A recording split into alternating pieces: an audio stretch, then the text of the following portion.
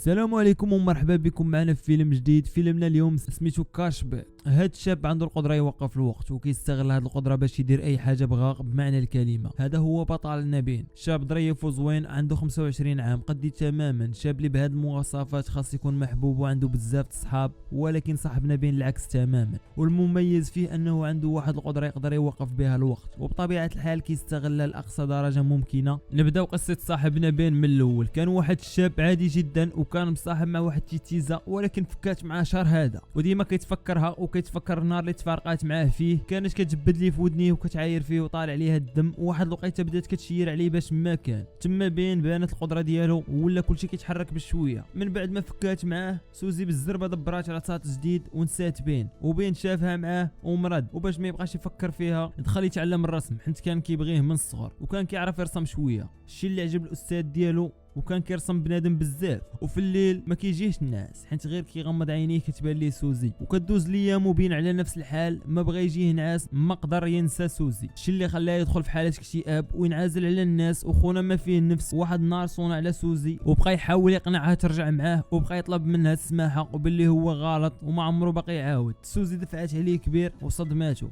الشيء اللي زاد على بين ومرضو اكثر. من بعد بين حاول يتلف راسو ويشغل وقته باي حاجه، بشي حاجه اللي تنسيه في سوزي. بدا يقرا الكتوبه ويتفرج في الافلام، ومره يضربها بشي تصافيره يبدل الجو، ولكن خونا حالته صعيبه، لا نعاس لا سوزي نساها. واحد الليله مشى للسوبر ماركت يتقدى شي لعيبات خاصينو، وهو يقشع واحد العرض عمل عجبو البلان ودفع عليهم حيت اصلا بالليل هو ما كيجيش الناس. الغد ليه مشى يشوف الباترون ديال السوبر ماركت، وقبل بين يخدم معاهم عجبو الحال وقال لعل وعسى هاد الخدمه يتقاد بها سعدي. وبين بالزربه دار بلاصتو في السوبر ماركت وعرف باللي صحابو في الخدمه كلها وقالبو باش كيدوز الوقت. بحال هاد ختنا كارول كتخبي اي مكانه غير باش ما تشوفش الوقت وبالزربه يدوز الوقت. وهاد خونا بيل اللي كيدير اي حاجه من غير انه يخدم، وعاطيها غير التكركير مع هاد صاحبو مات، وبجوج كيديروا العاب متزوجين العيالات في الكروسه، داكشي اللي كتشوفوا. وكاين اللي كيعجبها الحال وكاين اللي كتردها، والوحيد اللي ما كانش مسوق للوقت هو المدير ديالهم، وديما يعاود لهم على قصه حياته وباللي ما كاينش في حاله. ولكن بين كان كيدوز الوقت بالقدره ديالو على تجميد الوقت. الاغلبيه الا كانت عندهم هاد القدره غادي يفكروا في الشفره ديال الفلوس، ولكن بين كان كيستخدمها باش يعيش الحياه. كان ناقصو حنان. بين فين ما بانت لي شي تيتيزا يمشي يحط ليها حوايجها ويبدا يرسم فيها. خونا فنان ليوناردو حط داكشي، خونا مبدع بمعنى الكلمه، وغير يسالي الرسم كيلبس البنت حوايجها مؤدب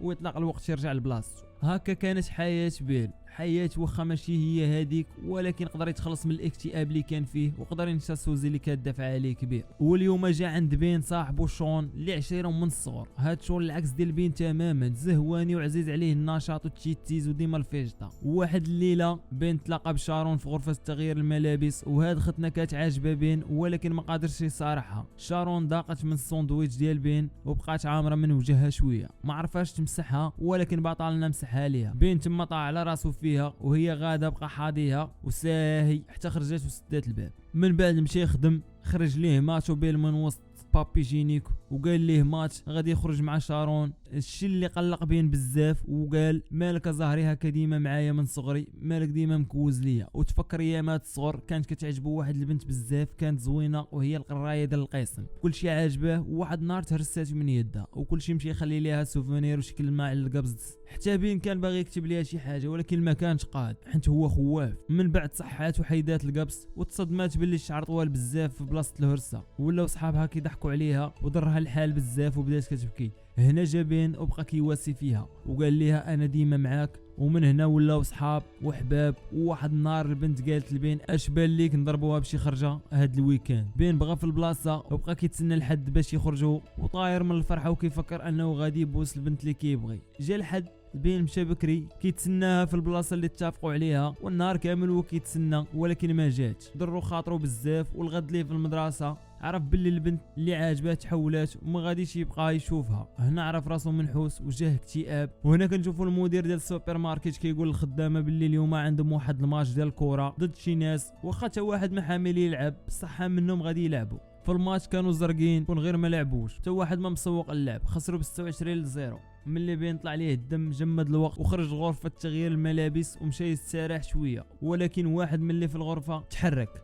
وخرج من الغرفه بجري، يعني كاين من غيره يقدروا يجمدوا الوقت. ورجع للتيران وطلق الوقت. وفي هذه اللحظه خونا مات، ضرب المدير الوجه بالكره ورعفو، وهنا سال الماتش وكلش طريقه للدار، وبقى غير بين وشارون بوحدهم. عرض عليها يتقهواو وبداو يتعرفوا على بعضياتهم، وعرف باللي شارون سيليباتير ومات غير كذب عليها هذيك النهار. وبدات شارون تعاود لي على احلامها، وحتى هو هدر ليها على حياته. وشارون قالت لي ما كرهتش نتساهم مع شي رسام، حيت الرسامه عندهم القدره يشوفوا الجمال المخبي في اي حاجه. وكل ما هضروا بين كيعرف باللي غادي يتفاهم مع شارون. من بعد وصلها للدار، وهنا شارون سلمات عليه. بين خونا فزعي وتلف عطاها حنكو. الغد ليه المدير قال للموظفين باللي غادي يدير عيد ميلاده وعرض عليهم كاملين. هنا شارون استغلت الفرصه وقالت لبين يمشي معاها للحفل. بين بغاو يعجبوا الحال، والمدير جمع الرجال اللي خدامين معاه كاملين وقال لهم بغيتكم تعاونوني في تجهيز العيد ميلاد ديالي. وقال لبين يدبر لي على شي شيخه في حال مايا تزاهي ليهم الحفله. واخا بين ما يعرف حتى وحده، ولكن تفكر صاحبه اللي يقدر يعاونه. مشى عند شون وقال لي يدبر لي على شي وحده، وراه معروض معاه. صاحبه بغى في البلاصه ودا معاه لواحد البار، وتفاهموا مع واحد خيتنا تما. الغد ليه بين جاه تليفون مع الصباح من شي واحد ما عرفوش شكون، وقال ليه باللي عجبو الفن ديالو وعنده معرض وبغى بين يشارك فيه باللوحات ديالو. بين عجبو الحال بزاف، ولكن في الحقيقه هذا غير صاحبه مات وعشيرهم مطلعين عليه. في الليل بين قاد الحاله ومشى عند شارون باش يمشيو حفل عيد الميلاد ديال مديرهم. بين مع شاف شارون عاود ليها على التليفون اللي جاه، وفرحات ليه بزاف وشدوا الطريق للحفل. مع وصلوا لقاو النشاط بادي، ولقى صاحبه شون تما وماتوا بارك يشطحوا زاهين. والمدير هو الدي جي ديال الحفل. هنا بين غادي يشوف سوزي وعرف باللي مصاحبه مع خو المدير ديالو. وهنا جات مايا وزهات الدنيا. بين مشى للطواليت، تبعته سوزي وبدات كتعنب عليه باش يرجعوا مع بعضياتهم. ولكن بين دفع عليها كبير وقال لها بلي لقى اللي تبغيه ولقى اللي يتفاهم معاها. ولكن ختنا جبها زربت عليه بواحد البوسه خفيفه، دفعها بين وما عجبوش الحال. وملي شاف وراه لقى شارون وعرف باللي شافت كل شيء. بغى يشرح ليها ولكن شارون مشات في حالها. تبعها للدار وبغى يشرح ليها البلان.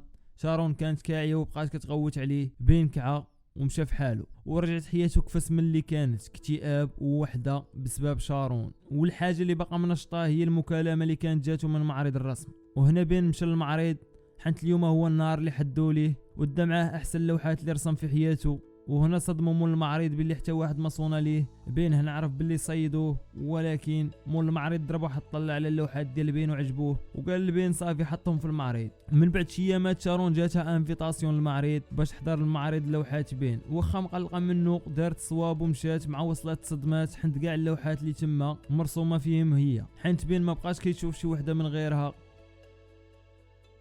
وبين تلاقى بشارون وبدا كيشرح ليها الواقع، وبدا كيشرح ليها داكشي اللي وقع هذيك النهار. شارون قالت ليه صافي اني دابا عرفت شحال كتبغيني. وهنا بين خرج مع شارون ووقف الوقت، ولكن شارون كتحرك معاه وكيلعبوا تحت من الثلج وبقاو عايشين الحياه وعاشوا حياتهم. وهنا سال الفيلم ديالنا، تهلاو ليا في راسكم.